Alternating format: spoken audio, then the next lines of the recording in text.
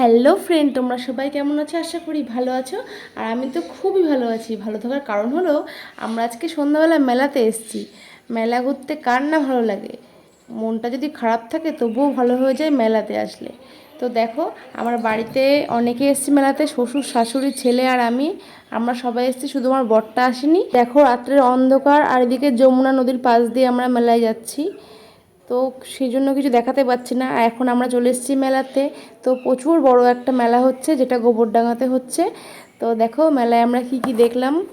দেখো প্রথমে দেখছি বড় একটা নাগরদোল্লা। তবে এই নাগরদোল্লাতে উঠে একবার আমার অবস্থা খুবই খারাপ হয়ে গেছিলো, খুবই অসুস্থ হয়ে পড়েছিলাম, মাথা টাথা ঘুরে একেবারে। তার জন্য ভয়ে আর উঠি না। তো দেখো খুবই সুন্দর লাগছে, লাইটিংগুলো খুব সুন্দর করেছে। আর আমার ছেলে এদিক ওদিক সেদিক শুধু দেখতেই আছে।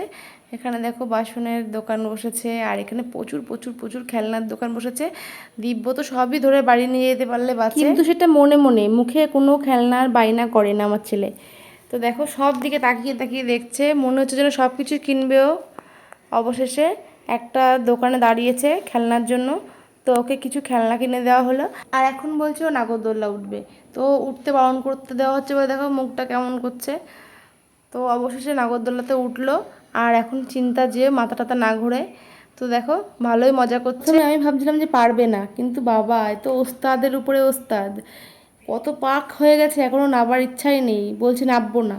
তো দেখো প্রথম প্রথম মা আমি সবাই ভয় পাচ্ছিলাম, আর এখন মা দেখো হাসছে যে ওর ভয় পাচ্ছে না, সাহস হয়ে গেছে, সেটাই বলছে মা। কিন্তু এখানে প্রচুর গান হচ্ছিল বলে আমি তোমাদের এই সাউন্ডটা নিতে পারিনি, এটা নিজস্ব সাউন্ড দিলাম। 3-4 মিনিট ধরে অনবরত এই নাগরদোল্লা চড়ার কারণে বাবাও রাগ করছে। বাবা বলছে এবার না বা, নাহলে মাথা ঘুরবে। তো দেখো বাবা খুবই রাগ করছে। বাবার মুখটা দেখে বুঝতে পারছো কতটা রেগে যাচ্ছে। আমার শ্বশুর আবার খুব কথায় কথায় রেগে যায়, খুব রাগ হয়ে যায় কথায় কথায়, অনেকটা আমার মতনই। তো দেখো শ্বশুর আর বৌমার এদিক থেকে খুবই মিল আছে। নো টেনশন, টেনশন নেওয়ার জিনিস না, টেনশন হলো দেওয়ার জিনিস। তো আমরা এদিক দিয়ে শ্বশুর আর বৌমা একদম এক। আমরা একে অপরের সঙ্গে পাল্লা দিয়ে রাগ করতে পারি, আবার ভাব ভালোবাসাও হয়ে যায়। তবে এই দিক দিয়ে আমাদের সঙ্গে কেউ পারবে না, আমরা একেবারে সেরা। এইদিকে আমরা কথা বলে যাচ্ছি, আর ওইদিকে দেখো ছেলে ঘুরতে আছে, ছেলের কোনো নাবার কোনো ইচ্ছা নেই। তো দেখো জোর করে ধরে নামিয়ে দেওয়া হলো, ও কিছুতেই নামতে যাচ্ছিল না, জোর করে নামিয়ে দেওয়া হলো।